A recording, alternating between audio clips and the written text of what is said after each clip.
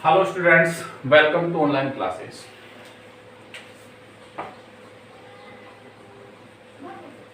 Class 12th Chemistry.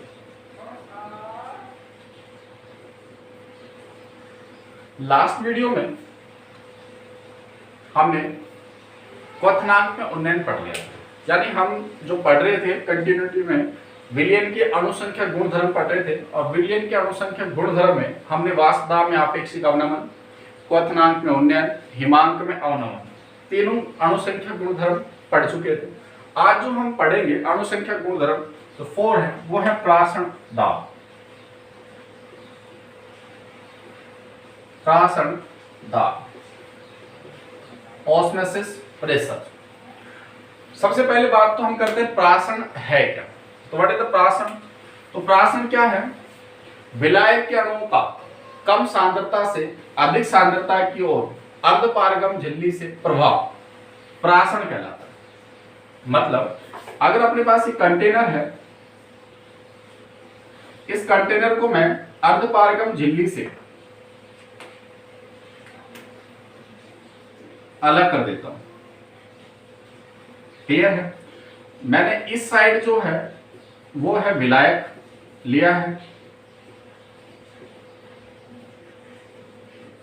ये तो क्या है अभी विलायक जल,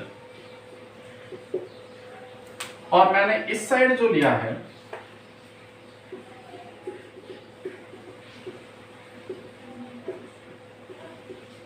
ये है विलयन।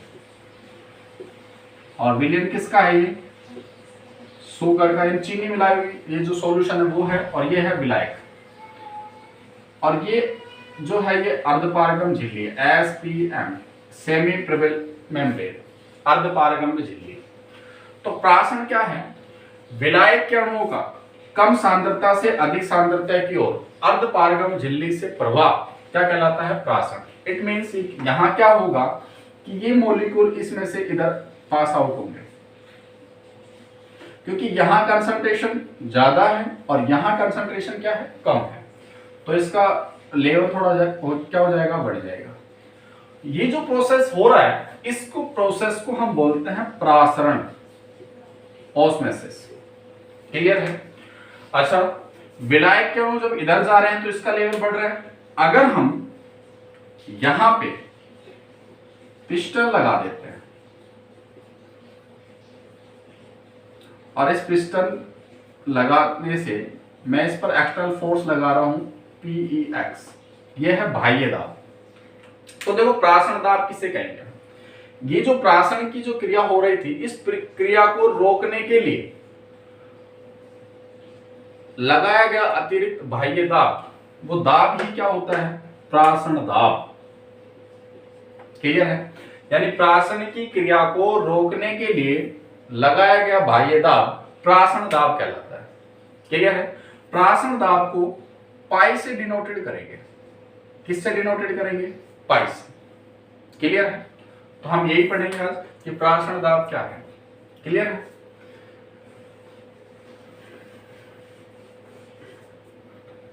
मैं फिर बोलूं प्रासरण दाब क्या है?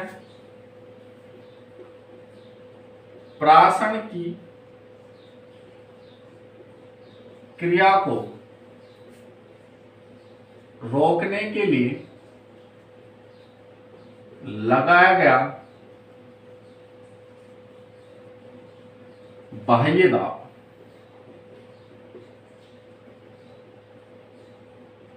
प्रासरण दाब कहलाता है। क्लियर है? किससे डिनोटेड करेंगे इसको? किससे प्रदर्शित करते हैं? पाई से। क्लियर है? इस प्रासरण दाब के कुछ नियम हैं वो हम पढ़ेंगे। सबसे पहले हम पढ़ते हैं वांट ऑफ बायल का नियम, फिर हम पढ़ेंगे चार्ल्स का नियम। तो देखो वांट ऑफ बायल का नियम फर्स्ट। वांट ऑफ बायल, वांट ऑफ बायल, वांट ऑफ बायल का नियम क्या है कि किसी भी विलयन का जो प्रासरण दाब होता है वो उसके आयतन के व्युत्क्रमानुपाती होता है। क्लियर है? और इसको मैं बोल देता हूं एक समीकरण फर्स्ट, यानी pi is equal to pi proportional to 1/v। अच्छा 1/, क्या होता है, c, तो मैं इसको ये भी लिख सकता हूँ कि पाई जो है वो कंसंट्रेशन के प्रोपोर्शनल टू हो सकता है। क्लियर है, ये मैं चाहे इसको यूज करूँ चाहे इसको यूज करूँ, यानी ये है वांट ऑफ बायल का नियम। वांट ऑफ दाब नियम एक,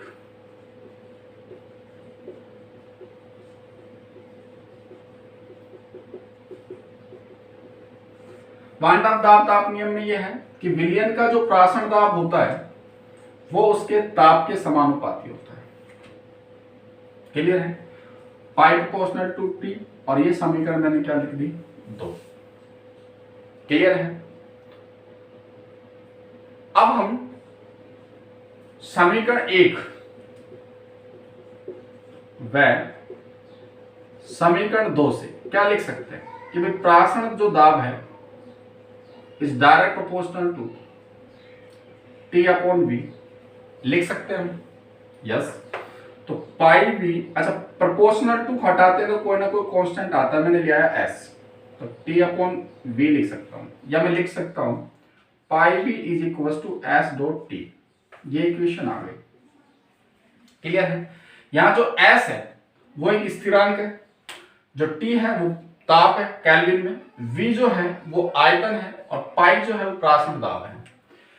ये जो s है वो गैस स्थिरांक r के इक्वल होता है। r क्या है, गैस स्थिरांक। तो इस इक्वेशन को मैं लिख सकता हूं कि pi v is equal to r.T। और ये जो इक्वेशन आई थर्ड, ये जो इक्वेशन है ये 1 मोल के लिए,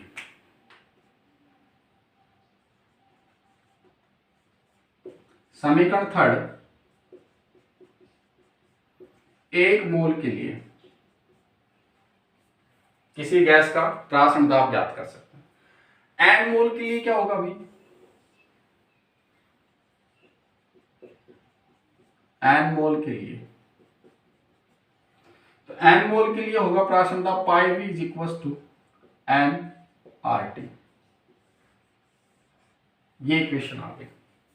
क्लियर है, ये n मोल के लिए है, ये 1 मोल के लिए है। क्लियर है, जो R है वो गैस स्थिरांक के बराबर ही होता है, इसकी जो यूनिट होती है वो litre, ATM, mole inverse, kelvin inverse, और इसकी जो वैल्यू होती है 0.0821 इस यूनिट में ये होती है। क्लियर, आप यूज करोगे। T क्या है, टेम्परेचर है, टेम्परेचर किस में है, केल्विन में।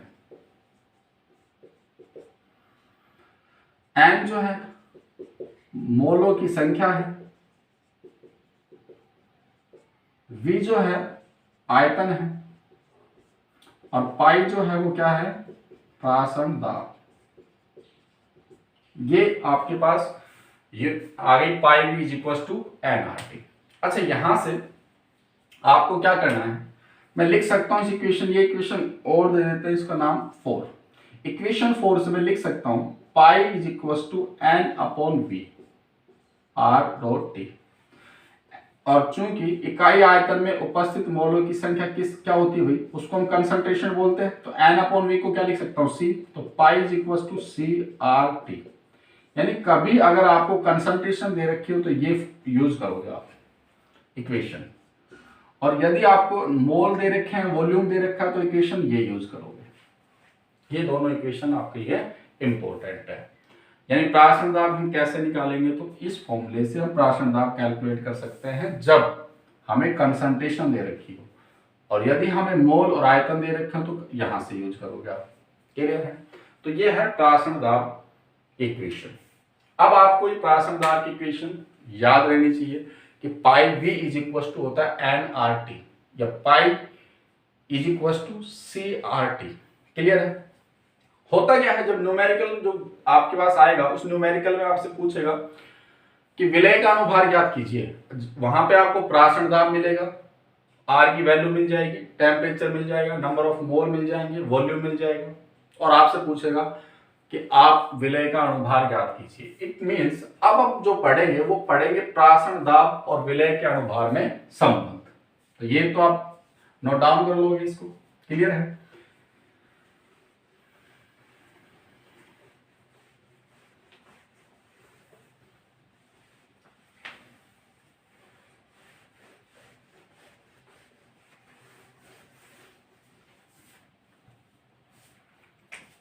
क्या पढ़ रहे हैं?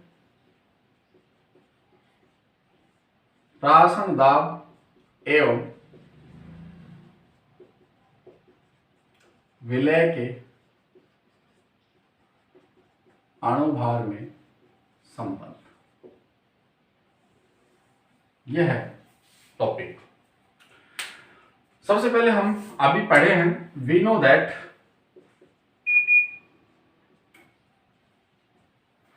पाई V is equal to N R T होता है।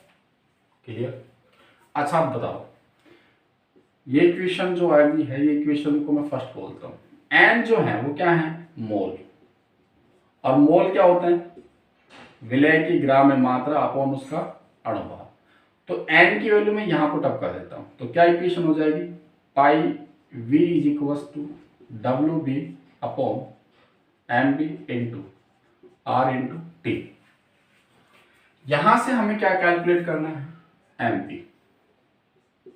M B is equal to W B into R into T upon pi into V. और ये अपने पास जो इक्वेशन आई है, ये है विलय का अणुभार ज्ञात करने का फॉर्मूला। क्लियर है? कॉम्पिटिशन क्वेश्चन भी देता है कि विलय के अणुभार ज्ञात करने की सर्वोत्तम विधि क्या है? प्राशन दाब। प्राशन दाब से हम विलय का अणुभार ज्ञात कर सकते हैं। यहां पर जो एम बी है, वो एम बी तो है विलय का अणुभार,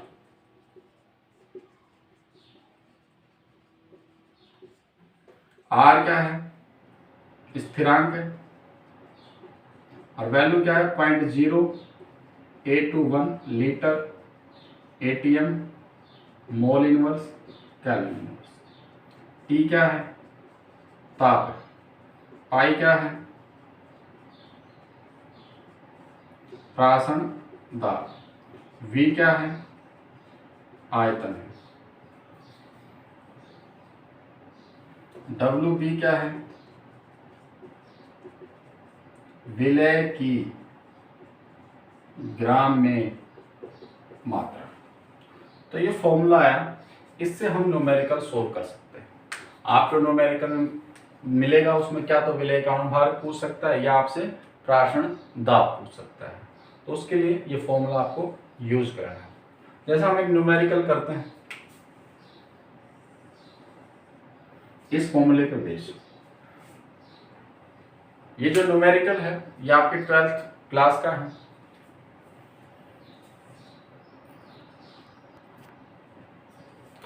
क्वेश्चन है 27 डिग्री सेंटीग्रेड ताप पर यूरिया के m/10 बिलियन का प्राशन दाब ज्ञात करें। ये क्वेश्चन है आपके पास। तो यहां पे आपको टेम्परेचर देखो दे रखा है, यानी टेम्परेचर भी है आपके पास। टेम्परेचर है 27 डिग्री सेंटीग्रेड। मैंने अभी बताया इस फॉर्मूले में जो टेम्परेचर है वो क्या है? टेम्परेचर जो है, ताप जो यूनिट है वो आपको हमेशा किस में लेनी है? केल्विन में। क्लियर है? तो 27 डिग्री सेंटीग्रेड है तो इसका केल्विन बढ़ाएंगे तो 27 में 273 जोड़ोगे तो कितना हो गया? 300 केल्विन। तो यानी टेम्परेचर आपको दिया गया है 300 केल्विन। यूरिया के m/10 बिलियन का, यानी सी दे दी कंसंट्रेशन। m/10 का मतलब है 1/10 कंसंट्रेशन मिल गई। प्राशन दाब ज्ञात करना है, आर की वैल्यू दे रखी है 0.0821। अभी हम पढ़ के आए हैं कि पाई इज इक्वल टू होता है C.RT, यानी फॉर्मूला होता है pi is equal to CRT। Pi हमें कैलकुलेट करना है। C की वैल्यू कितनी है भाई? 1/10। R की वैल्यू क्या है? 0.0821 इंटू टेम्परेचर कितना है? 300। तो यहां से आपको प्राशन दाब कैलकुलेट करना है। इसको सोल्व करोगे, प्राशन दाब आपके पास आ जाएगा। क्लियर? कितना आएगा? तो देखो 1/10 है, 0.0821 इंटू 300। इनका हटाओगे तो 1 2 3 4 आ गया 0। अब इसको कैंसिल कर दो, 2 से 2 कैंसिल हो गया। तो 821 गुणा 3, 3 एकम 3, 3 दूनी 6, 8 3 24। इसमें डिवाइडेशन करो 2 और 3 का, तो ये वैल्यू आएगी 2.463 ATM। क्लियर है? तो करेक्ट ये आंसर हो जाएगा आपका। यानी इसको सोल्व करना, जो आंसर आ रहा है आपका है वो मैंने सोल्व करा, 2.4 कुछ आ रहा है। तो ये आपका क्या हो जाएगा आंसर। अच्छा, आंसर के लिए यूनिट लिखना कंपलसरी है, यानी ये जो आंसर आया ये किस में आया है एटीएम में। क्लियर है, यानी आंसर आपका आएगा 2.463 एटीएम। ये है प्राशन दाब का क्वेश्चन। हो सकता था इस क्वेश्चन में वो क्या करता, सुनो कि 27 डिग्री सेंटीग्रेड ताप पर यूरिया के 5 ग्राम को, कितने को 5 ग्राम को 250 ml विलियन में घोला गया है, तो विलियन का अणुभार ज्ञात कीजिए। या उस जिसका प्राशन दाब आपको दे देगा इतना है, तो उसका क्या पूछ लेगा विलय का अणुभार क्या होगा। तो क्वेश्चन कैसा भी है, जब विलय का अणुभार पूछेगा तो आपको ये डाटा मिलेंगे आपको, और जब प्राशन दाब पूछेगा तो आपको क्या तो कंसंट्रेशन दे के रखेगा या उसका ये वाला फॉर्मूला यूज करोगे आप। क्लियर है, तो ये है। अच्छा, 12th क्लास में यहां से न्यूमेरिकल जरूर आता है भाई, एक न्यूमेरिकल या 2 न्यूमेरिकल जरूर पूछता है। तो इसमें विलियन जो चैप्टर है उसमें मेनली जो इंपॉर्टेंट है वो तो प्राशन दाब है और एक आपका है क्वथनांक में उन्नयन। यहाँ से न्यूमेरिकल बहुत ज़्यादा मतलब पॉसिबिलिटी होती है आने की। ये पढ़ने के बाद हम जो पढ़ेंगे नेक्स्ट वीडियो में वो हम पढ़ेंगे वांट ऑफ गुणांक आई, जिसको हम आई से रिप्रेजेंट करेंगे। प्राशन दाब और विलय के अणुभार में संबंध हो गया। प्राशन दाब जो है और प्राशन जो सॉल्यूशन होंगे वो सॉल्यूशन 3 टाइप्स के बनते हैं, समप्राशरी, अल्पप्राशरी और अतिप्राशरी। 2 सॉल्यूशन में जिस विलयन का प्राशन दाब अधिक होगा उसको तो हम बोलेंगे अतिप्राशरी। अगर दोनों विलयनों का प्राशन दाब सेम है तो उसको हम बोलेंगे समप्राशरी, और दोनों विलयनों में से जिसके सापेक्ष दूसरे का कम है उसको हम बोलेंगे अल्पप्राशरी। यानी जिसका प्राशन दाब ज्यादा है अतिप्राशरी, जिसका प्राशन दाब कम है अल्पप्राशरी, और जिस दोनों के प्राशन दाब सेम है तो इसका मतलब वो क्या है समप्राशरी विलयन है। क्लियर है, समप्राशरी विलयन में भी दोनों के प्राशन दाब सेम मिलेंगे, कंसंट्रेशन वगैरह अलग अलग हो सकती है लेकिन प्राशन दाब क्या होगा सेम होगा। तो उसको हम देखेंगे नेक्स्ट वीडियो में। क्लियर, आई होप आपको ये चीजें समझ में आई। Thank you.